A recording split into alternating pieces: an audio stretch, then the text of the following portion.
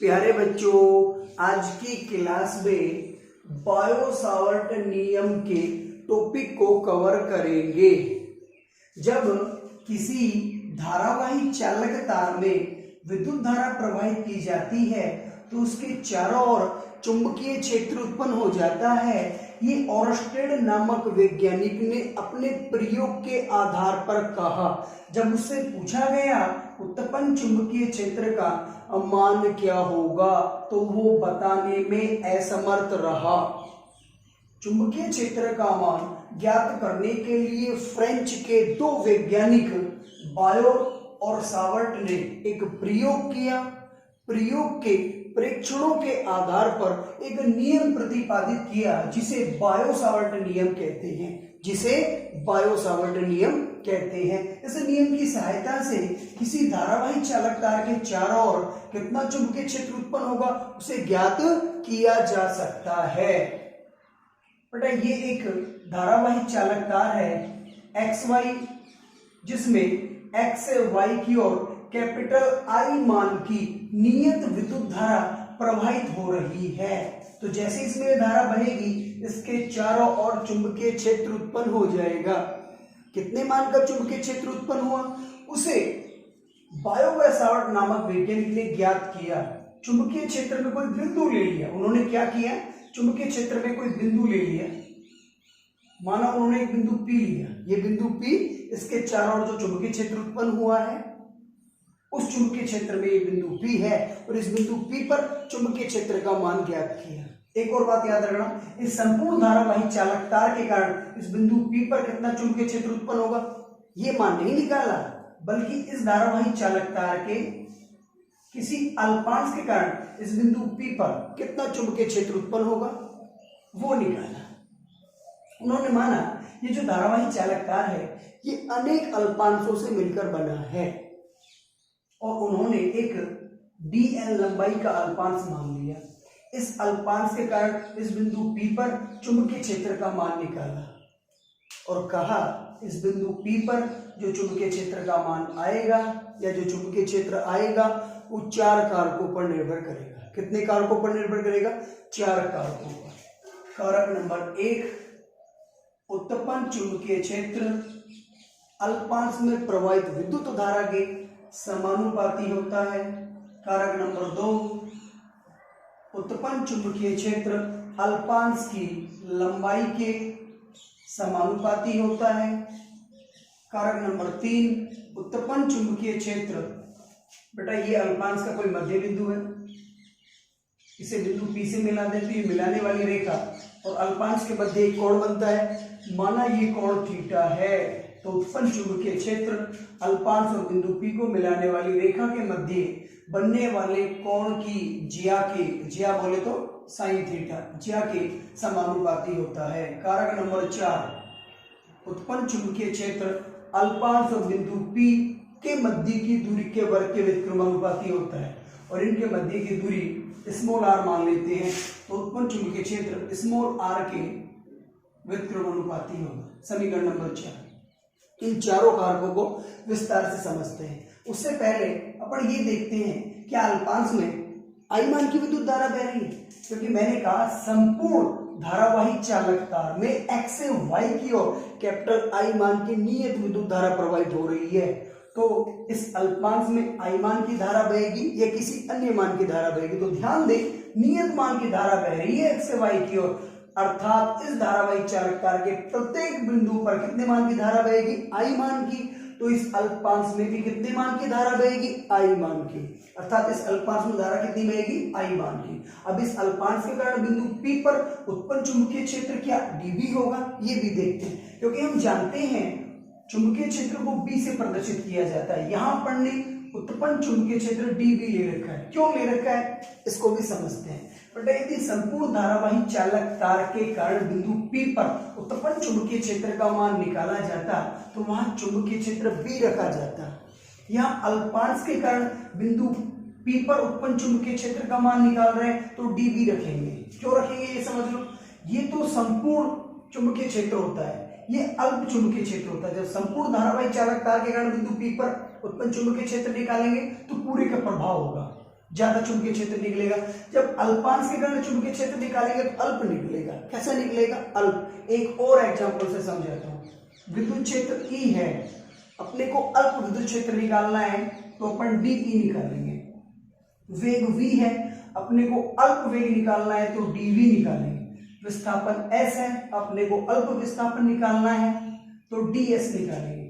कहने का तात्पर्य ये है, किसी भी भौतिक राशि को अल्प रूप में लिखने के लिए उसके आगे स्मॉल d लगाना पड़ता है, और यदि उसके आगे स्मॉल d लगा देते हैं तो वो अल्प रूप बन जाता है। जैसे यहाँ E विद्युत क्षेत्र है, dE अल्प विद्युत क्षेत्र है, तो B क्या है? चुंबकीय क्षेत्र जो संपूर्ण धारावाही चालकता के कारण उत्पन्न होगा बिंदु P पर। यहाँ तो अल्पांश के कारण बिंदु P पर उत्पन्न चुंबकीय क्षेत्र का मान याद कर रहे हैं, तो बिंदु P पर अल्पांश के कारण अल्प चुंबकीय क्षेत्र तो उत्पन्न होगा। तो dB क्या है बेटा? अल्प चुंबकीय क्षेत्र। ठीक है, इसलिए अपन उत्पन्न चुंबकीय क्षेत्र को dB से लिखते हैं। किससे लिखते हैं? dB से। ये बात क्लियर? अब अपन कारक नंबर 1 को समझते हैं। देखो बेटा, जब किसी धारावाहिक चालक तार में विद्युत धारा प्रवाहित की जाती है तो उसके चारों ओर चुंबकीय क्षेत्र उत्पन्न हो जाता है। ये बात हम भली बात ही जानते हैं ओरस्टेड के प्रयोग से। साथ के साथ ये बात भी जानते हैं, जब धारा के मान में वृद्धि होती है, जब धारा के मान में वृद्धि होती है तो इसके चारों ओर जो चुंबकीय क्षेत्र उत्पन्न हुआ है उसके मान में भी वृद्धि होती है, और जब धारा के मान में कमी होती है तो इसके चारों ओर उत्पन्न चुंबकीय क्षेत्र के मान में भी कमी होती है। यदि दो भौतिक राशियां इस प्रकार एक दूसरे पर निर्भर हो, कैसे? एक के मान को बढ़ाने पर दूसरे का मान बढ़े, एक के मान को घटाने पर दूसरे का मान घटे, तो इन दोनों भौतिक राशियों में समानुपाती का संबंध होगा। कैसा संबंध होगा बेटा? समानुपाती का। तो ध्यान दो, धारा और चुंबकीय क्षेत्र एक दूसरे पर कैसे निर्भर कर रहे हैं? कैसे निर्भर कर रहे हैं? एज ए समानुपाती के संबंध से तो निर्भर कर रहे हैं, क्योंकि धारा का मान बढ़ेगा तो चुंबकीय क्षेत्र का मान बढ़ेगा, अर्थात धारा का मान बढ़ेगा तो चुंबकीय क्षेत्र का मान बढ़ेगा। तो इन दोनों में संबंध कैसा होगा? समानुपाती का। कारक नंबर 1 क्लियर। कारक नंबर 2 देखते हैं। उत्पन्न चुंबकीय क्षेत्र अल्पांश की लंबाई के समानुपाती होता है। बेटा, जब इस धारावाही चालक तार में विद्युत धारा बहती है तो इसके चारों ओर चुंबकीय क्षेत्र उत्पन्न हो जाता है, अर्थात ये धारावाही चालक तार एक चुंबक की भांति कार्य करता है। किसकी भांति कार्य करता है? चुंबक की भांति कार्य करता है। ये एक चुंबक है जिसके दो ध्रुव होते हैं N और S, और ये चुंबक का चुंबकीय क्षेत्र है। चुंबकीय क्षेत्र क्या होता है? जिसमें चुंबक की ताकत होती है। एक अन्य चुंबक ले लेते हैं, ये चुंबक है, इसके भी दो ध्रुव है N और S, और इसका भी चुंबकीय क्षेत्र होगा। ये इसका चुंबकीय क्षेत्र है। बेटा, इस चुंबक का चुंबकीय क्षेत्र बड़ा है, इस चुंबक का चुंबकीय क्षेत्र छोटा है। क्यों? क्योंकि ये चुंबक बड़ा है। ये चुंबक क्या है? बड़ा, तो इसकी ताकत भी ज्यादा होगी, और इसकी ताकत ज्यादा होगी तो इसका चुंबकीय क्षेत्र ज्यादा होगा। ये चुंबक छोटी है तो इसकी ताकत भी कम होगी तो इसका चुंबकीय क्षेत्र भी कम होगा। तो ध्यान देना, यहाँ चुंबक की लंबाई ज्यादा है तो चुंबकीय क्षेत्र का मान ज्यादा है, यहाँ चुंबक की लंबाई कम है तो चुंबकीय क्षेत्र का मान भी कम है। ये धारावाही चालक तार है जो चुंबक है, तो जब धारावाही चालक तार की लंबाई ज्यादा होगी तो चुंबकीय क्षेत्र का मान भी ज्यादा होगा। जब धारावाही चालक तार की लंबाई कम होगी, अल्पांश का मतलब इस धारावाही चालक तार का अल्पांश, कम लंबाई है, तो चुंबकीय क्षेत्र भी क्या होगा? कम। इससे क्या सिद्ध हुआ? लंबाई बढ़ाने पर चुंबकीय क्षेत्र का मान बढ़ता है और लंबाई घटाने पर चुंबकीय क्षेत्र का मान घटता है। तो ये दोनों भौतिक राशियां एक दूसरे पर किस प्रकार निर्भर कर रही है? एज ए समानुपाती के संबंध के रूप में निर्भर कर रही है। तो इन दोनों भौतिक राशियों में भी कैसा संबंध होगा? समानुपाती का। कारक नंबर 3 समझते हैं बेटा, दूसरा क्लियर अपना। कारक नंबर 3 को समझते हैं। उत्पन्न चुंबकीय क्षेत्र अल्पांश और अल्पांश से बिंदु P को मिलाने वाली रेखा के मध्य जो कोण बनता है उसकी ज्या के समानुपाती होता है। ज्या बोले तो साइन थीटा। ये उन्होंने अपने प्रयोग के प्रेक्षण से लिए, क्योंकि उन्होंने तो उत्पन्न चुंबकीय क्षेत्र का मान ज्ञात करने के लिए प्रयोग किया। क्या किया? प्रयोग। और उस प्रयोग के प्रेक्षणों के आधार पर तो नियम प्रतिपादित किया, तो उस प्रयोग के प्रेक्षणों से लिया उत्पन्न चुंबकीय क्षेत्र अल्पांश और अल्पांश से बिंदु P को मिलाने वाली रेखा के मध्य जो कोण बनता है इस कोण की ज्या के समानुपाती होता है, अर्थात साइन थीटा के समानुपाती होता है।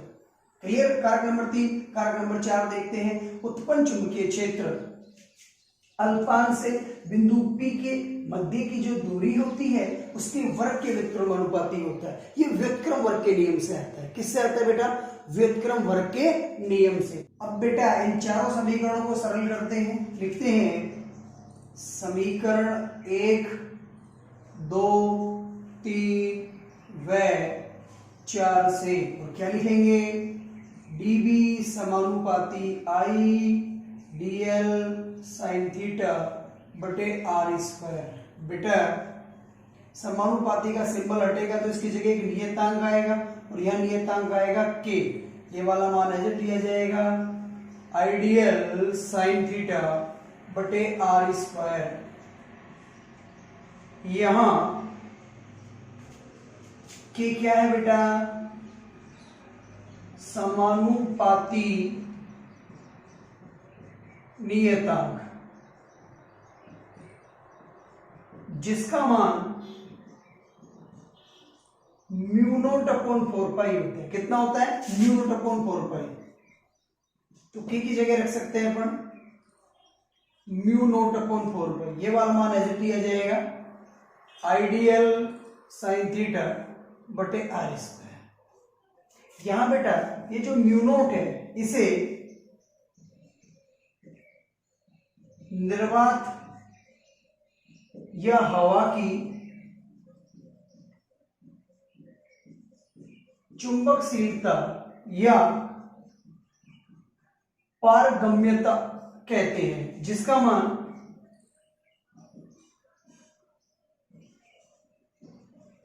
4 पाई गुणा 10 की power -7 weber per ampere into metre होता है।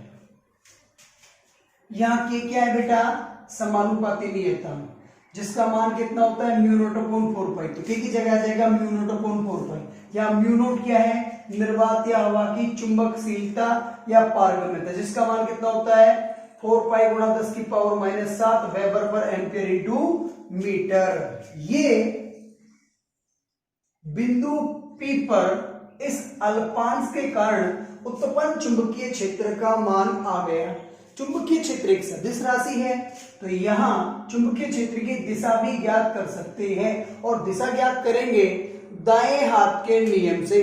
दाएं हाथ का नियम जानते हो, दाएं हाथ को इस प्रकार फैलाते हैं, उंगलियां अलग, अंगूठा इस प्रकार से अलग हो, फिर अंगूठा धारा की दिशा में करें, उंगलियां उस बिंदु की ओर करें जिस बिंदु पर अपने को चुंबकीय क्षेत्र ज्ञात करना है, फिर हथेली जिस दिशा में धक्का देगी वही चुंबकीय क्षेत्र की दिशा होगी। मैं इस नियम को यहां अप्लाई करता हूं। देखो दाहिने हाथ का अंगूठा किया मैंने धारा की दिशा में, उंगलियां की बिंदु P की ओर, क्योंकि बिंदु P पर अपन ने चुंबकीय क्षेत्र का मान ज्ञात किया है। अब हथेली धक्का कहां दे रही है, बोर्ड के लंबवत अंदर की ओर। आप लोग कागज पे वर्क कर रहे हैं तो मैं ऐसा कह सकता हूं हथेली धक्का कहां दे रही है, कागज तल के लंबवत अंदर की ओर। तो चुंबकीय क्षेत्र की दिशा क्या होगी, कागज तल के लंबवत अंदर की ओर। और जब चुंबकीय क्षेत्र की दिशा कागज तल के लंबवत अंदर की ओर हो तो उसे क्रॉस से व्यक्त किया जाता है, अर्थात यह चुंबकीय क्षेत्र की दिशा किसके रूप में होगी, क्रॉस के रूप में। बेटा बायो और सावर्ट का नियम पढ़ रहे हैं। बायो और सावर्ट नामक वैज्ञानिक ने धारावाही चालक तार के चारों ओर उत्पन्न चुंबकीय क्षेत्र का मान निकाला किसी बिंदु पर। तो वो बिंदु जरूरी नहीं है पर इस साइड में ले, उस बिंदु को इस साइड में भी ले सकते हैं, और वो बिंदु इस अल्पांश से स्मॉल r दूरी पर हो और बिंदु P हो, और अल्पांश के साथ बिंदु P को मिलाने वाली रेखा कोण थीटा बना रही हो, अर्थात ये वाली स्थितियां इधर हो, तो इस बिंदु P पर उत्पन्न चुंबकीय क्षेत्र का मान तो सेम होगा, लेकिन चुंबकीय क्षेत्र की दिशा सेम नहीं होगी। यहाँ चुंबकीय क्षेत्र की दिशा देख लेते हैं, और यहाँ चुंबकीय क्षेत्र की दिशा भी कौन से नियम से देखेंगे, दाहिने हाथ के नियम से। यहाँ दाहिने हाथ का नियम इस प्रकार से अप्लाई होगा, दाहिने हाथ का अंगूठा धारा की दिशा में, उंगलियां बिंदु P पर, क्योंकि बिंदु P पर चुंबकीय क्षेत्र का मान ज्ञात करना है। हथेली धक्का कहां दे रही है, बोर्ड के लंबवत बाहर की ओर। आप लोग कागज पे वर्क कर रहे हैं तो मैं ऐसा कह सकता हूं हथेली धक्का कहां दे रही है, कागज तल के लंबवत बाहर की ओर, अर्थात चुंबकीय क्षेत्र की दिशा होगी कागज तल के लंबवत बाहर की ओर। और जब चुंबकीय क्षेत्र की दिशा कागज तल के लंबवत बाहर की ओर हो तो उसे डॉट से व्यक्त किया जाता है, तो उसे डॉट से व्यक्त किया जाता है। क्लियर बेटा यहां तक? आप लोग इसका स्क्रीनशॉट ले लें, फिर मैं इसको आगे कराता हूं। बेटा बिंदु P पर उत्पन्न चुंबकीय क्षेत्र का मान आ गया म्यू नॉट अपॉन 4 पाई आइडियल साइन थीटा बटे आर स्क्वायर। चुंबकीय क्षेत्र सदिश राशि है तो इसका सदिश निरूपण भी कर सकते हैं। सदिश निरूपण करने के लिए आरएचएस साइड का जो पद है उसे स्मॉल आर से गुणा में भाग कराते हैं।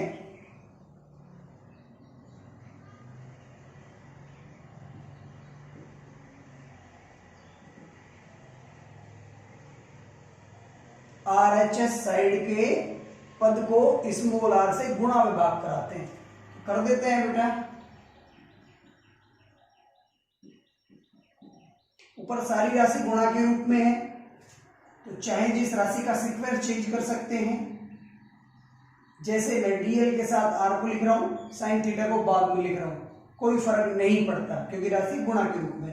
और आर की पावर 2 का आर की पावर 1 से गुणा होगा तो आर की पावर 3 आ जाएगा। आप लोगों ने कक्षा 11 में सदिश गुणनफल पढ़ा होगा।